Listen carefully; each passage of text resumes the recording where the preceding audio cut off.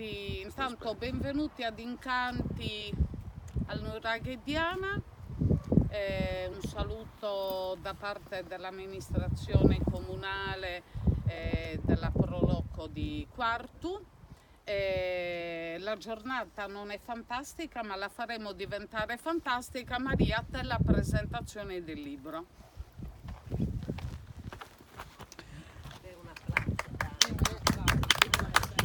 Grazie Patrizia, io ringrazio chi ha organizzato la manifestazione, in primis a Patrizia naturalmente e l'amministrazione comunale di Quartu. Allora, siamo qui a presentare il libro Dures, edito quest'anno dalla nostra casa editrice, il cui autore è Sebastiano Tola. Sebastiano Tola è la sua prima opera e lo presenta il professor Francesco Casula. La particolarità di questo libro è che è un libro, come si potrebbe dire, fantastico. La fantasia dell'autore ha prodotto un romanzo che riguarda la Sardegna, un romanzo che proietta la Sardegna nel 2037 e in una situazione particolare. Ne parleremo questa sera, l'autore ci dirà perché e come questo libro, perché come queste vicende. Quello che mi ha colpito di più di questo libro è stato comunque che in una situazione avveniristica però i valori della comunità sarda sono presenti, valori che oggi rischiano di scomparire, ma che comunque in qualsiasi situazione i sardi si trovano riescono sempre a recuperare e ad essere consapevoli di essere un popolo unito. Adesso passo la parola a Francesco Casula.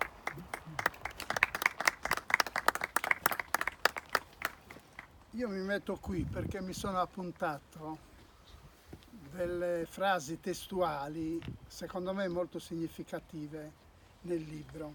Intanto dico subito che è un romanzo, soprattutto un romanzo come questo, non dovrebbe essere commentato, analizzato, chiosato, ma letto. Secondo me letto più volte, non solo per assaporarlo dal punto di vista estetico-letterario, ma anche per capirlo. Perché è un romanzo con corposi e abbondanti riferimenti storici, archeologici a proposito, archeologici in modo particolare nei riguardi dei nuraghi, ma anche antropologici, etnologici e linguistici. Il libro è scritto in italiano, però è un lessico spesso estremamente ibridato di sardo e di sardismi. Fin dal primo capitolo ci inserisce in medias res, subito nell'argomento. In sa Repubblica Indipendente de Sardinia. Siamo nel 2037, ma già nel 2025 attraverso un referendum la Sardegna è diventata Repubblica Indipendente. Ma gli abitanti soffrivano la fame e i cinesi hanno acquistato la Sardegna. In realtà però i cinesi utilizzano solo i terreni costieri perché a 25 km dalle coste c'è una muraglia che recinta la Sardegna dell'interno. Per i cinesi serve questa muraglia perché al di là di essa devono vivere i dissidenti, i pecorai, quelle persone che volevano vivere da pezzenti fra la puzza dei loro animali. Questo secondo i cinesi. Poi vediamo cosa c'è all'interno di quella muraglia. In realtà quindi ci troviamo di fronte a una Sardegna duale, scissa, separata. la Sardegna delle coste e la Sardegna dell'interno. E a me questo come dire, ha ricordato un dato storico di cui parla in modo particolare Lilliu, ma anche Eliseo Spiga. La Romania e la Barbaria. La Romania è la Sardegna delle coste e la Barbaria è la Sardegna dell'interno, la Barbaggia. Qui è presente quella divisione, ma cosa fa l'autore? Rovescia e capovolge la prospettiva, perché in realtà la Barbaria è più presente nelle coste e la Romania è più presente nell'interno, nel senso che cosa è rimasta nelle coste? È rimasta,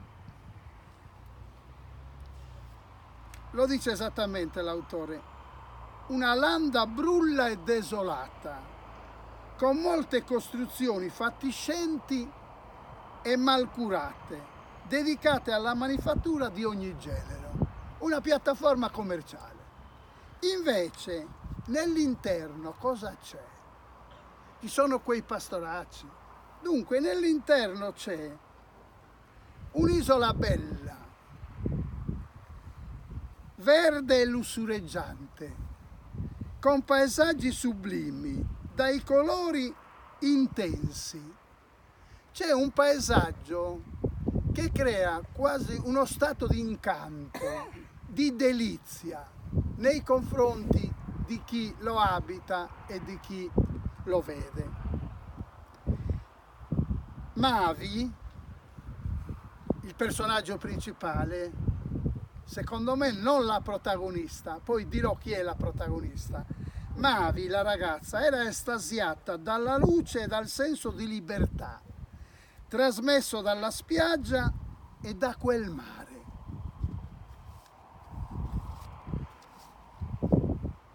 Ma la Sardegna interna non è solo paesaggio, bellezza naturale, è in qualche modo una sintesi fra locale e globale.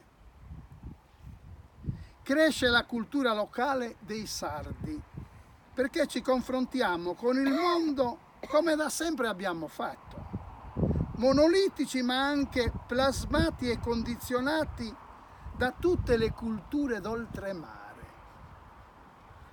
da cui apprendiamo sempre qualcosa.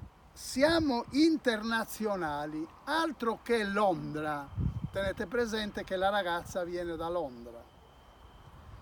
E siamo soprattutto moderni dal punto di vista tecnologico. E a questo punto l'autore fa una lunga digressione, più volte fa queste digressioni, su un centro di produzione di energia pulita, ricavata da ciuffi di vello di pecora. Energia pulita da distribuire gratis ai paesi più poveri, per riequilibrare l'economia mondiale in favore dei paesi del sud del mondo, per sostituire i poteri forti e le lobby petrolifere. Quindi stiamo parlando dell'antico e del moderno insieme, dell'ultramoderno. Il nostro fine, il fine di questo centro di ricerche, è uguale ricchezza, energia a emissione zero, costo elevato per i ricchi, più basso per i meno ricchi, gratis per i poveri. Insomma, un'isola del sole, un'isola fantastica, un'isola utopica. Di contro c'è l'isola distopica, che è l'isola in mano ai cinesi.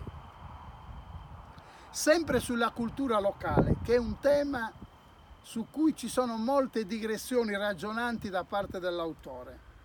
Solo la cultura della tradizione resiste oltre il tempo, se qualcuno la preserva. Qui sarà considerato un criminale chi non rispetta le regole della comunità. che sono altro dalle regole dello Stato. Su questa tematica l'autore almanacca racconta, scrive in più passi e insieme si sofferma su alcuni elementi di storia, di archeologia, in modo particolare di archeologia. Per quanto riguarda la storia, oltretutto dice delle cose che io scrivo, soprattutto nell'ultimo libro, sui tiranni sabaudi. Prima sono romanos, ci sono stati, che ci mandavano gli schiavi ad metalla, nelle miniere, e i mastini a sbranarci, e poi sono italianos, che ci hanno disboscato l'isola e resi schiavi cercando di trasformarci in un popolo di Zeracos e di Mortos de Ghana. Tra il 1863 e il 1910 in Sardegna sono stati distrutti 576.000 ettari di boschi, un quarto dell'intera superficie della Sardegna. Quindi questa tua riflessione è proprio un dato preciso. Un quarto, da Flumini Maggiore ad Austis, a Orgosola, a Bitti, e hanno tagliato non macchia mediterranea, alberi ad alto fusto, lecci, querce e sugherette. Ma noi siamo diversi e ci teniamo il nostro sistema orale senza giudice. Sebastiano e di Bitti, ma vicino è nato un grande personaggio che queste cose le ha teorizzate, il codice della vendetta barbaricina, credo che alludesse a quello. E poi ci sono gli excursus sui nuraghi, sui pozzi sacri, nuraghi orientati in modo che nel giorno del solstizio d'estate la luce li attraversi con una precisione assoluta, irradiando a mezzogiorno in punto l'interno da un'apposita feritoia. È una teoria oggi molto diffusa. Ultimamente è stato scritto un libro di un ingegnere cagliaritano, origine di Desulo, Paolo Litarru, che sostiene appunto questa teoria. Il nuraghe non era una fortezza, era un osservatorio astronomico, o comunque sono stati situati secondo criteri astronomici. L'isola dunque, protagonista del romanzo, ma protagonista non come cornice, come sfondo, e neppure semplicemente come contesto in cui si svolge la vicenda. L'isola è l'oggetto forma polarizzante e totalizzante, è il vero protagonista. E da questo punto di vista mi ha colpito che la scelta dell'isola come protagonista del romanzo da parte dell'autore deriva dal fatto che è forte il suo radicamento nella propria terra, la forte appartenenza alla cultura autoctona che emerge chiaramente in tutto il romanzo. E da questo punto di vista voglio ricordare che Giuseppe Dessì, un grande romanziere sardo, nella prefazione e introduzione a un suo romanzo, I Passeri, ci dice: spesso mi chiedono, ma perché io parlo sempre di Norvio, che poi è Villacidro, che poi è la Sardegna? E dice: io non so darvi una risposta, però ve la danno questi filosofi, scienziati, scrittori, che sono Spinoza, Leibniz, Merleau-Ponty, filosofi, Einstein, scienziato, Tolstoi e Balzac, scrittori, che dicono: ogni punto dell'universo è anche il centro dell'universo. Per cui io parlo del mio paese Norvio e sto parlando dell'intero universo. Credo che la scelta della Sardegna come protagonista in questo romanzo derivi da questa consapevolezza. Se la Sardegna è la protagonista, il personaggio principale è Mavi Istelai, su cui io non vi dico quasi niente perché bisogna andarla a scoprire e a leggere chi era questa bellissima ragazza che ritorna in Sardegna per caso per un disguido dell'aereo e si sentiva espropriata di qualcosa, era stata privata della sua identità, le avevano impedito di conoscere il suo passato, era stata scippata di una parte della sua vita. Di qui la necessità, una volta che arriva in Sardegna, ripeto, per un disguido dell'aereo ad Alghero, di riscoprire qual è la sua identità attraverso un tragitto lungo. Il romanzo si colora, soprattutto nella seconda parte, di giallo o, se volete, di noir, con intrecci narrativi, personaggi misteriosi, la cui identità non è sempre chiara.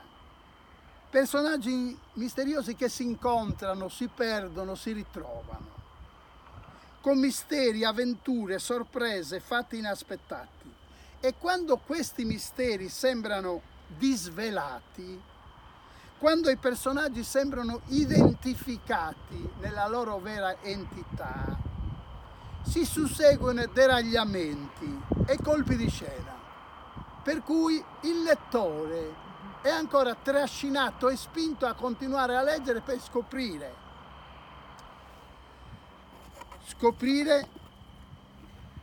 a chi rispondono, chi sono quei personaggi.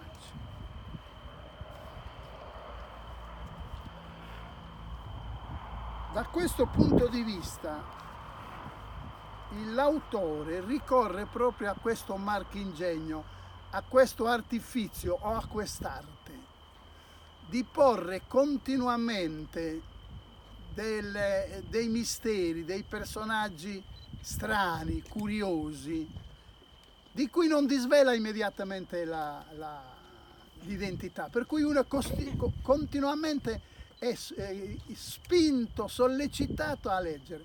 Io ho letto il romanzo tutto d'un fiato, poi me lo sono riletto per capire alcuni elementi che mi sfuggivano, perché, ripeto, questo è un romanzo che è insieme della cultura locale ma apertissimo alla cultura globale, perché poi alla fine la nostra storia è stata questa, fatta di dominazioni in cui però i sardi hanno assimilato molti elementi, probabilmente quelli che ritenevano più positivi, e da qui dipende la loro ricchezza. Un romanzo quindi da leggere con attenzione, ma soprattutto da gustare, perché è un romanzo particolare, a me ha un po' affascinato. L'unico appunto che io farei all'autore è: non c'è bisogno di mettere due sardi, si mette un solo sardo, tanto ci capiamo, perché il sardo è uno. Perché, caro Sebastiano, tu non ti rivolgi ai bittesi, ti rivolgi ai sardi. E allora io non sento la necessità, quando scrivo, di utilizzare il sardo di Olollai, perché il sardo di Olollai scritto, come il sardo di Bitti scritto, non esiste. Noi non scrivevamo, parlavamo.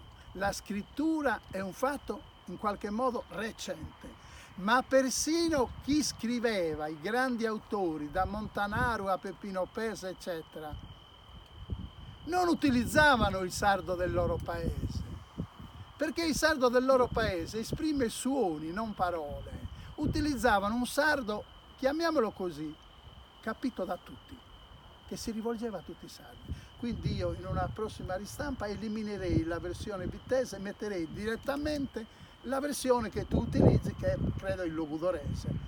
E se fosse un campidanese, il campidanese. No. Allora, non so se tu l'hai messo questa doppia versione. Sì. È un errore. Ho finito comunque. Allora. Maria, intervieni. Intervengo.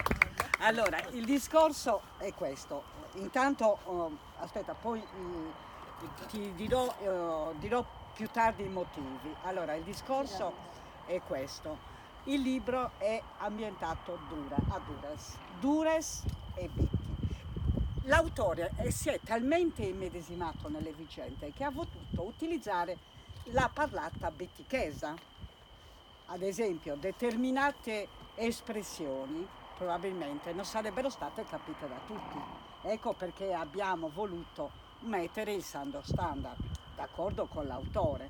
Ad esempio, la filastrocca che c'è alla fine del libro sarebbe stato un po' difficile capirlo. Ecco perché quindi si è reso necessario tradurre, diciamo così, la parlata bitichese con Susardo standard. Però io volevo un attimo parlarvi dell'autore, perché Sebastiano è nato e vissuto a Cagliari, però la sua origine, la sua famiglia è di Bitti, una famiglia antichissima di Bitti, no? Sì. E ha avuto come diciamo così, mastros de vida, personaggi illustri della Sardegna, che sono Michelangelo Pira, Bachisio Bandino e mi sfugge il nome, Bachisio Bandino e Salvatore Buffoni, tutti bittesi che hanno comunque contribuito alla sua formazione culturale e politica. E quello che a me piacerebbe che Sebastiano dicesse è che cosa l'hanno spinto a scrivere questo libro. Scusa, posso aggiungere una cosa brevemente per capire il senso del mio discorso? Aulolai, diciamo, a ie o u. A ie o u non sono delle parole, sono dei suoni. Le parole sono faghide, fogu, per cui io dico a ie o u quando parlo, ma scrivo faghide, fogu. A quarto dicono zottu, zottu non esiste, è un suono, esiste la parola sortu, che è una parola in base all'etimologia della stessa, da cui deriva. Per cui noi dobbiamo smetterla di riprodurre nella grafia il suono, perché non si può riprodurre. Ditemi voi come faccio io a scrivere a ie o u, a ie o u. Noi dobbiamo entrare nell'ottica che il nostro sardo deve essere parlato liberamente secondo la parlata di ciascuno di ciascun paese, scritto secondo delle regole, secondo una grafia, punto. Tutto l'altro, secondo me, significa perdere tempo. Grazie.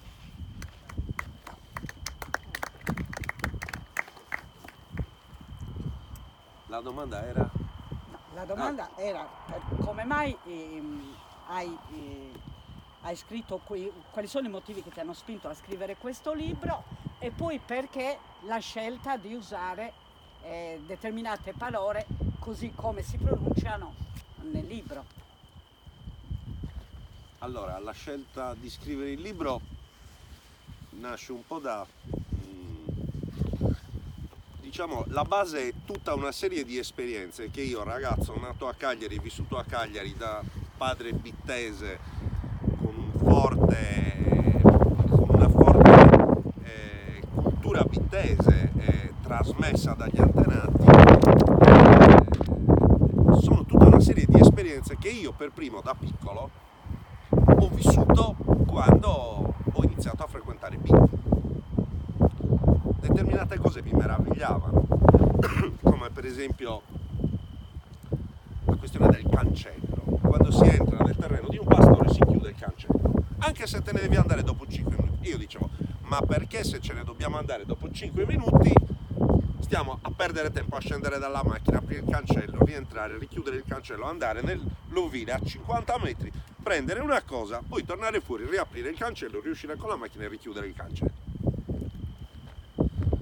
O piuttosto altre cose che vengono descritte nel libro, che secondo me quando ero piccolo dicevo, ma questi sono un po', per uno toscano che va in un posto del genere ci vorrebbe una guida come quelle che venivano raffigurate nei giornaletti western, le guide indiane, quando i gringos dovevano andare a parlare con gli indiani. Ci sono delle tradizioni che non conosci e se non le conosci non le puoi rispettare, che però urtano moltissimo il titolare del diritto, nel senso che se poi vive in un paese al centro della Sardegna è abituato a vedere solo certa gente, per cui è abituato ad aspettarsi un determinato comportamento. Questo è stato fatto perché? Perché in una trama fantastica volevo appunto illustrare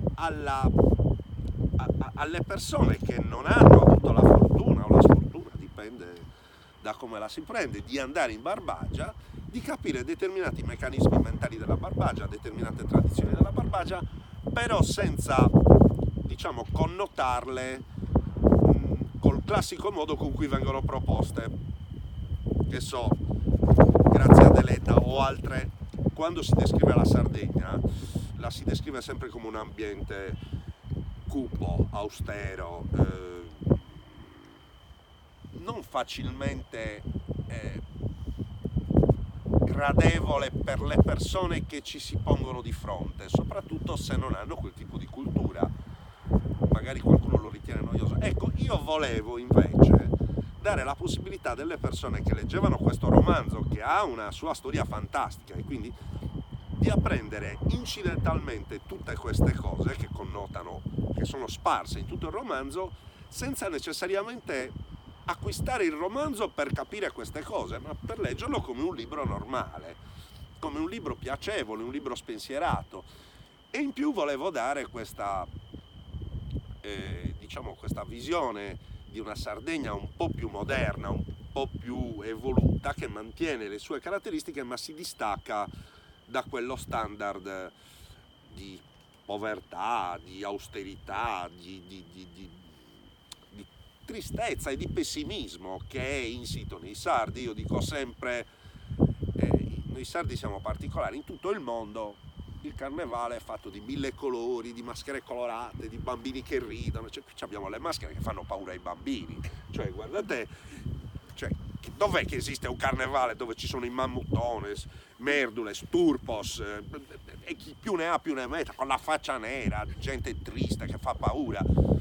È il pessimismo dei sardi che deriva dalla povertà, dalla sopraffazione, dal fatto che, come dico nel libro, se uno in Sardegna è vietato gridare la felicità, in Barbagia è vietato gridare la felicità, prendono per scemo, ma per scemo vero. Si può gridare solo il dolore, perché se uno manifesta troppa felicità lo guardano. Incontri un pastore per strada che apparentemente sta bene, dici ciao, come va? Cae sul tempo se sta andando tutto bene, altrimenti ti spara una serie di lamentele, è preoccupato perché c'è troppo caldo, perché ha piovuto troppo, perché le pecore si sono ammalate, perché hanno i piedi a bagno nell'acqua, o perché non c'è erba, perché non è piovuto. Però è vietato essere contenti. E quella persona che magari tu la conosci, sai benissimo che non ha niente di cui essere disperata, perché uno che oggi i pastori, soprattutto a Bitti, in un posto come Bitti, sono pastori che stanno bene economicamente, certo hanno il problema del latte, però non è gente che fatica a mettere insieme il pranzo con la cena, sono persone. Però c'è questo pessimismo lugubre del sardo che si manifesta ogni è la faida, è quello.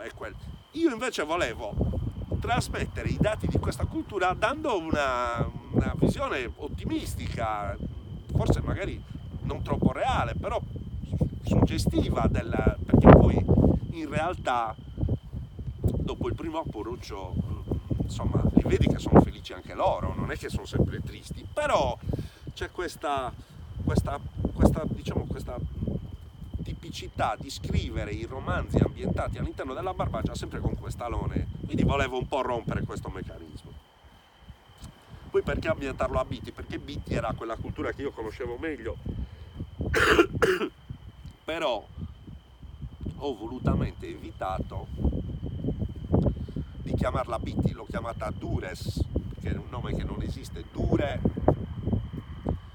era un borgo che sorgeva sull'altipiano di Bitti e che si è estinto 500 anni fa a causa di una pestilenza, i cui abitanti, quelli sopravvissuti, sono confluiti nell'imbuto della valle e hanno contribuito a fondare Bitti, la Bitti che conosciamo oggi. però tutti i nomi dei paesi vicini, Urune diventa Orione, Onani diventa Naoni. E perché l'ho fatto questo? Perché a prescindere dal fatto che io descrivo Bitti, qualunque persona, anche barbaricina, potesse in qualche modo identificarsi e ritrovarsi in una serie di aspetti culturali che poi possono riguardare più o meno tutti i paesi della Barbagia e in gran parte anche non della Barbagia, perché comunque io dico sempre quando Paolo Zedda di Sinai organizzava su Bentuestu, organizzava le manifestazioni di poesia o di poesia improvvisata, la regola è che arrivavano tutti e tutti dovevano parlare il loro dialetto, e non è mai capitato che qualcuno non si capisse con l'altro. Si capivano tutti, perché con un po' di sforzo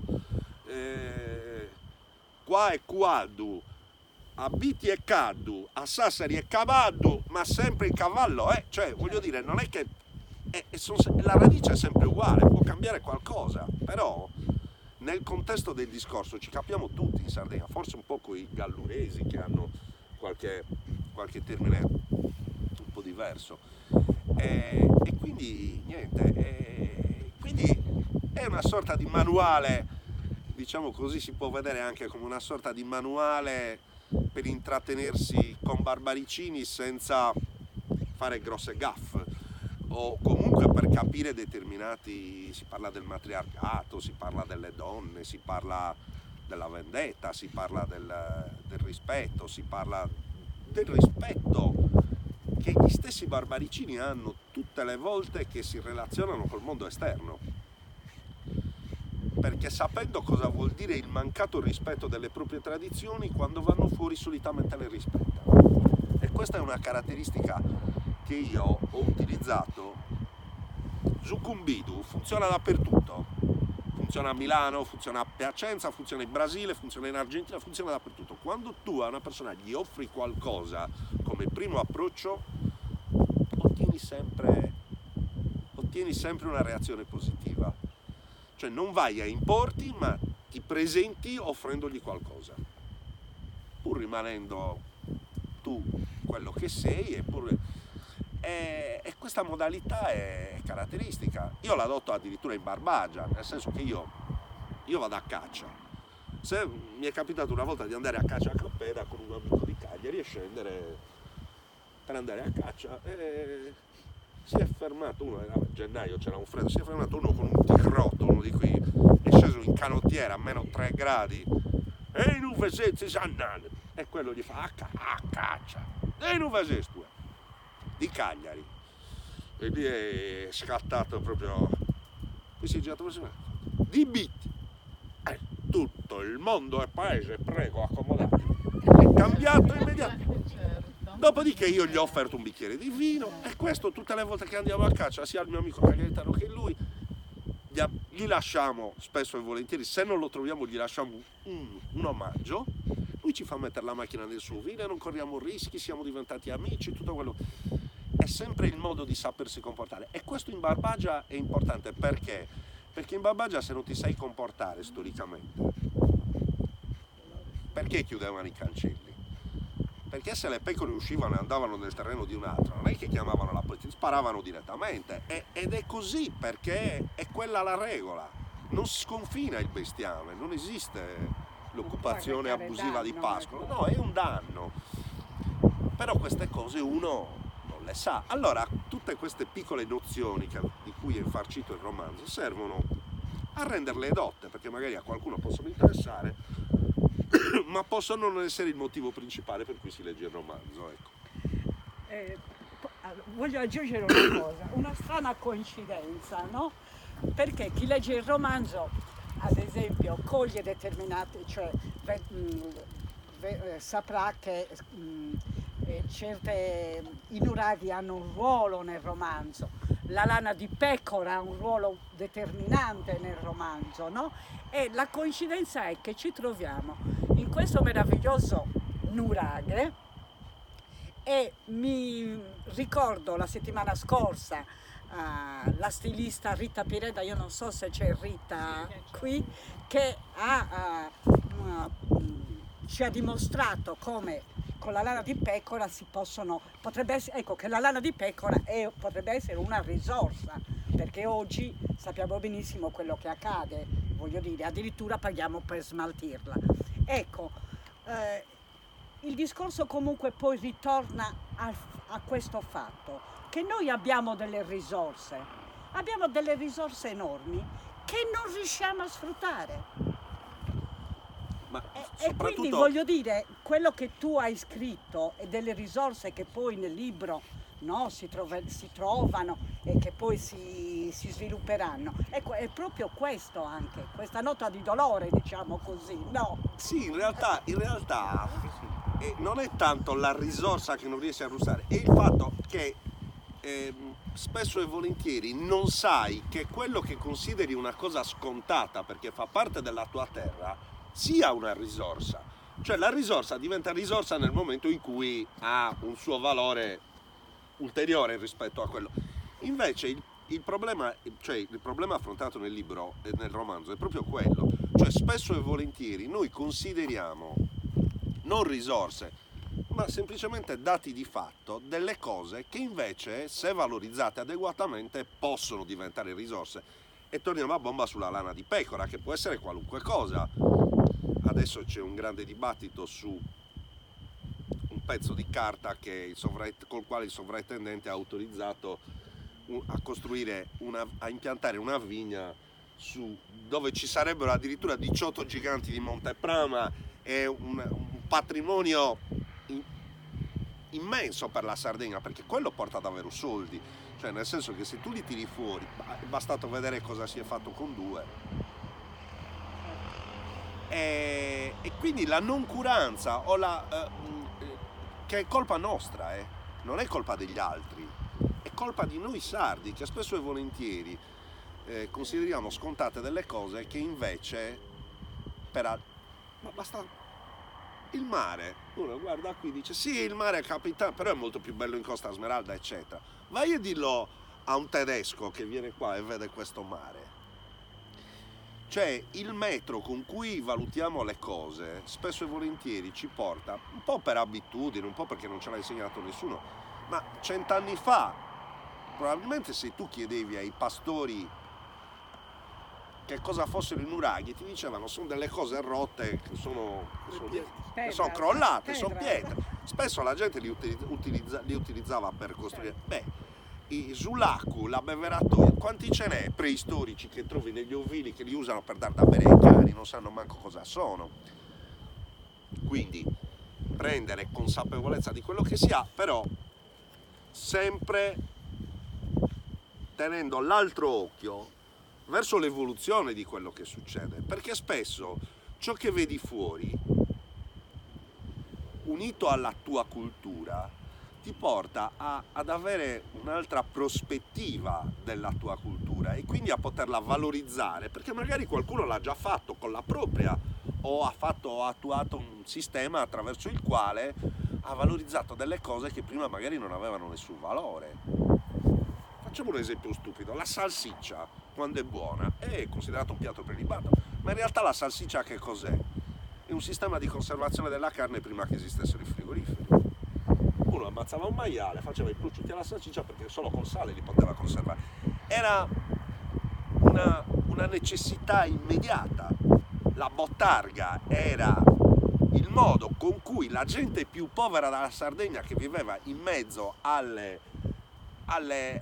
malaria, in mezzo agli acquitrini, perché la bottarga la fanno a Oristano, la fanno a Olbia, la fanno ad Arbatax, nei posti dove c'erano le foci dei fiumi e dove la gente moriva di malaria. E a Siniscola mi dicevano dei vecchi che loro, quando avevano i bambini malati, gli davano da mangiare la bottarga perché era bella consistente, ma la usavano per conservare queste uova di pesce che se no non si sarebbero... È diventato un piatto prelibato. Perché? Perché si è scoperta questa vocazione di un piatto povero, il muggine, il pesce più povero, che acquista valore. Quindi se noi, rapportandoci anche con l'esterno, diamo valore alle cose che conosciamo, alle cose che abbiamo e soprattutto stiamo attenti alle cose che abbiamo, perché spesso abbiamo sotto i piedi o sotto il sedere qualcosa che varrebbe moltissimo se la valorizzassimo, ma in realtà siamo convinti che non valga niente. E lì è proprio il libro che porta, il romanzo va a finire lì, cioè ti spiega quello, però può essere la lana di pecora come può essere qualunque altra cosa. Basta vedere adesso Bitti, per esempio, il pecorino, lo mangiano tutti in Sardegna, hanno chiamato Briatore, Briatore li ha inseriti in Italy e adesso stanno vendendo il pecorino di Bitti a Taiwan, dappertutto. Io personalmente l'ho portato in Brasile insieme a tutta una serie di altri formaggi sardi, il pecorino bittese che è fatto con latte crudo come si faceva 5.000 anni fa, non pastorizzato, come si fa il fiore sardo. Il pecorino bittese e il fiore sardo sono stati i due prodotti più apprezzati. Avevamo Bottarga, avevamo 5 caseifici tra i quali Argiolas, grossi, cioè caseifici. Perché? Perché è una cosa che e quello è fatto esattamente come lo facevano 5.000 anni fa, cioè caglio e latte crudo, portato semplicemente alla temperatura di cagliatura che è 38 gradi, basta, non c'è altro. Riusciamo a fare un prodotto che è unico al mondo, però se il mondo non se ne accorge e non ce ne accorgiamo neanche noi, rimarrà sempre un prodotto che ci mangeremo noi e basta. E magari anche un prodotto considerato un po' così, c'è dappertutto. E rendersi conto di quello che si ha e guardare spesso dove viviamo con attenzione, piuttosto che avere sempre l'occhio proiettato verso, che poi è quello che succede con la globalizzazione, così come sta avvenendo. Michelangelo Pira, che abitava lì su, aveva scritto un libro, Il villaggio elettronico, 30 anni prima che fosse scoperto internet, e partiva da un presupposto: ci poteva essere un cervello elettronico in grado di collegare le varie culture. E la globalizzazione è un'idea di globalizzazione che però si sta attuando in modo totalmente opposto, cioè una cultura unica che viene imposta da chi gestisce a discapito delle singole culture, mentre invece il libro ti dice: guarda che forse se tutte le culture possono essere rapportate, possono crescere le altre prendendo dalle tue e può crescere la tua prendendo l'esempio dalle altre, perché poi i meccanismi sono gli stessi. Io chiedo se c'è qualche domanda, qualche domanda da porre all'autore. Francesco, il problema poi è questione di storia e cultura sarda nelle scuole, diciamo. Se non si fa quello, la consapevolezza non nasce dal cervello di Venere, nasce dalla cultura. Assolutamente sì.